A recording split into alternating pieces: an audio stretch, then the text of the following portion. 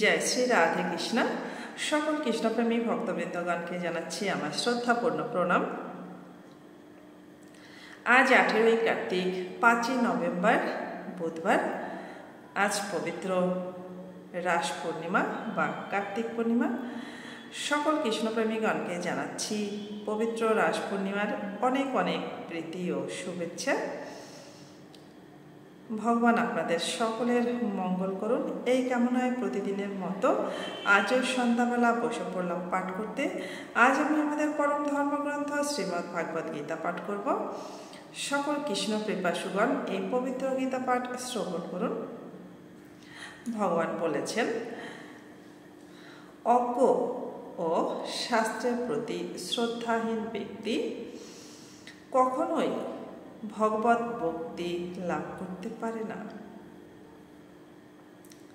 সে বিনাশপ্রাপ্ত হয়, কেননা সন্দিগ্ধ চিত্ত ব্যক্তি ইহলোক বা পরলোকে সুখ ভোগ করতে পারে না। সমস্ত প্রামাণ্য দিব্য শাস্ত্রের মতো ভগবত গীতাই হচ্ছে শ্রেষ্ঠ। যে সমস্ত মানুষের প্রবৃত্তি প্রায় পশুদের মতো, তাদের শাস্ত্রজ্ঞান অথবা শাস্ত্রের প্রতি শ্রদ্ধা থাকে না। আবার এমন কিছু লোক আছে যাদের শাস্ত্র জ্ঞান থাকলেও বা শাস্ত্র থেকে উদ্ধৃতি দিতে পারলেও শাস্ত্রের কথায় তাদের বিশ্বাস থাকে না।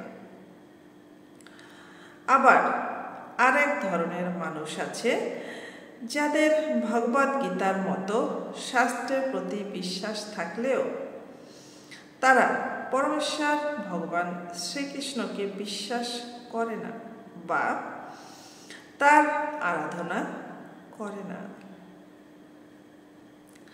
এই ধরনের মানুষেরা কৃষ্ণ ভাবনায় স্থিত হতে পারে না, তাদের পতন হয়। উপরোক্ত মানুষের মধ্যে যাদের মোটেই বিশ্বাস নেই এবং যারা শাস্ত্রোক্ত বিষয়ে সর্বদাই সন্দিহান,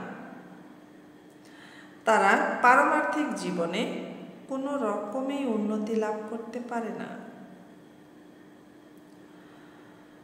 ভগবান এবং তার মুখ্য নিঃসৃত বাণীর প্রতি যাদের শ্রদ্ধা নেই, তাদের এই জীবনে বা পরবর্তী জীবনে ভালো হয় না।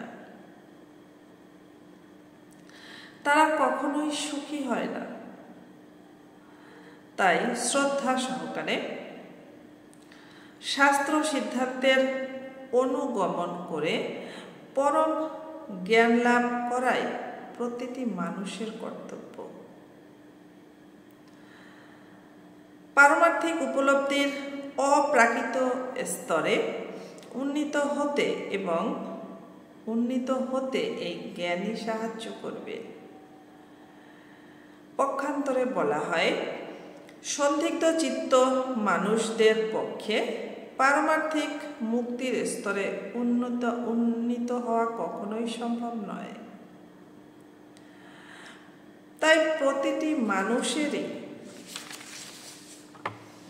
কর্তব্য এবং গুরু পরম্পরার ধারায় সমস্ত মহান আচার্যদের পদাঙ্ক অনুসরণ করে সাফল্য লাভ করা।